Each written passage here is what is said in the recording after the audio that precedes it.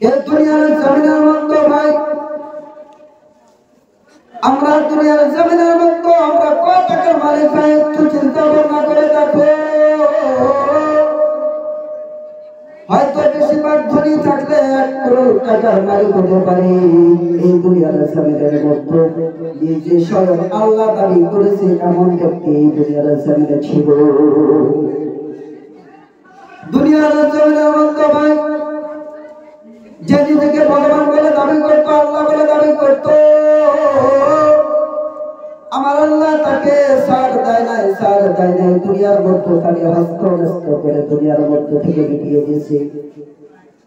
ফিরাউন আমরা সবাই জানি, ফিরাউন খুব দামি দামি বাদশা ছিল।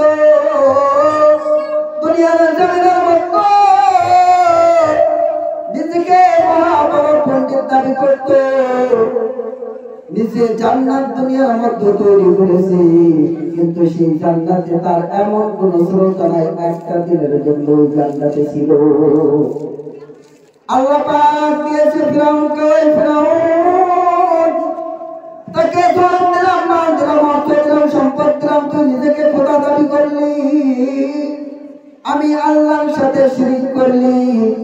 ও ফিরাউন, তুমি দুনিয়ার বুকে তোমাকে সব কিছু দিলাম, তুমি চালিয়ে যাও, চালিয়ে যাও।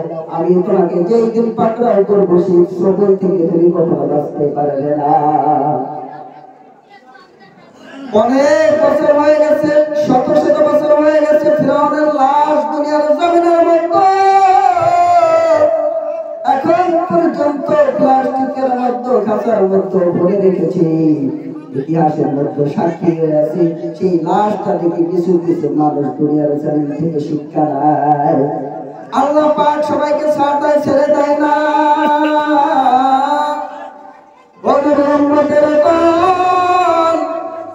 আজকে যারা আমরা ঘুমের মধ্যে শুয়ে পড়ে আছি, আল্লাহ চাইলে এই ঘুমটাই আপনার জন্য শেষ ঘুম হতে পারে।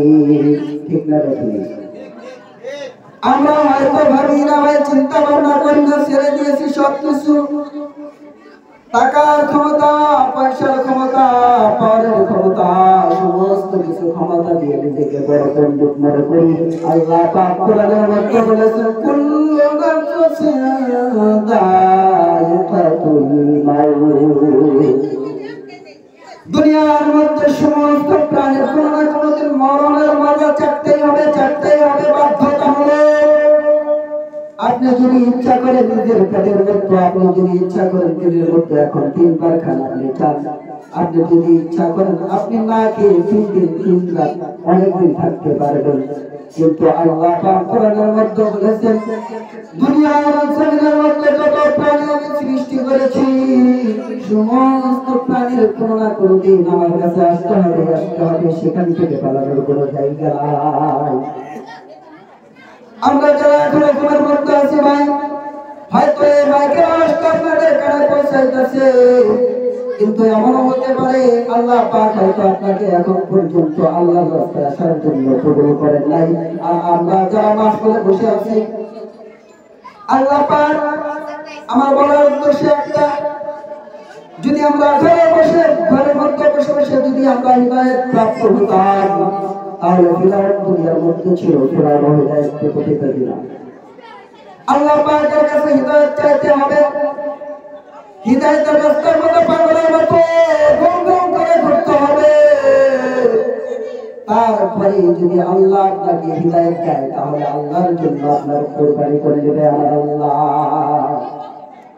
আমরা যারা মাহফিলের মধ্যে বসে আছি অনেক সৌভাগ্যবান, আল্লাহ পাকের লাখ লাখ শুকরিয়া যে আল্লাহ পাকে রাতের মধ্যে, গভীর রাতের মধ্যে অনেক মানুষের ঘুম অনেকটাই হয়ে গেছে, কিন্তু আমরা ঠান্ডার মৌসুমে খেতা কম্বল গায়ে দিয়া, ভালো ভালো কাপড় গায়ে দিয়া মজমার মধ্যে কোরআন হাদিসের শ্রবণ করতেছি। কোরআন হাদিসের কথাগুলো মেনে নিয়ে যেন আমরা কালকে আমল করতে পারি, তার জন্য আমরা এই মাহফিলে এসেছি। বাবা, আল্লাহ পাক যদি আমাদেরকে রাতের মধ্যে যদি ঘুম থেকে দুনিয়ার মধ্যে থেকে দেখেন, চোখটা বন্ধ করে দেখেন, দুনিয়াটা কিচ্ছু নাই।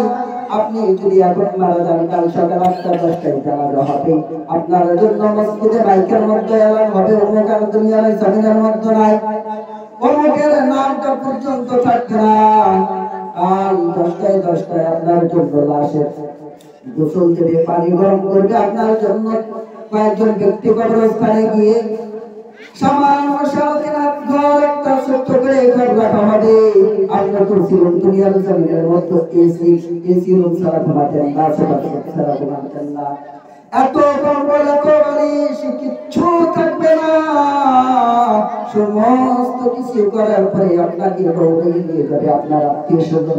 আপনার বাবা যদি বেঁচে থাকে, আপনার আত্মীয় স্বজন, ভাই ব্রাদার, আত্মীয় স্বজন সবাই বলবে যত তাড়াতাড়ি সম্ভব এই লাশটাকে আমার ঘর থেকে বের করে দাও। এই লাশটা যদি আমার ঘরে থাকে তাহলে মনে হয় পুত্রবার হবে। ঠিক কিনা?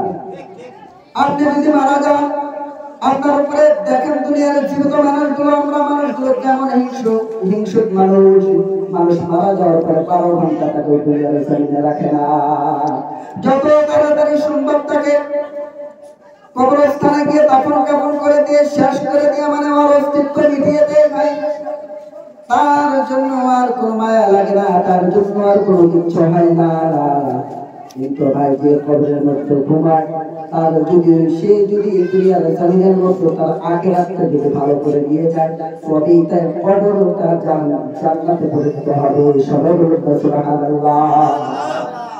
ভাই কবরটা হচ্ছে কারোর জন্য জান্নাত, কারোর জন্য জাহান্নাম।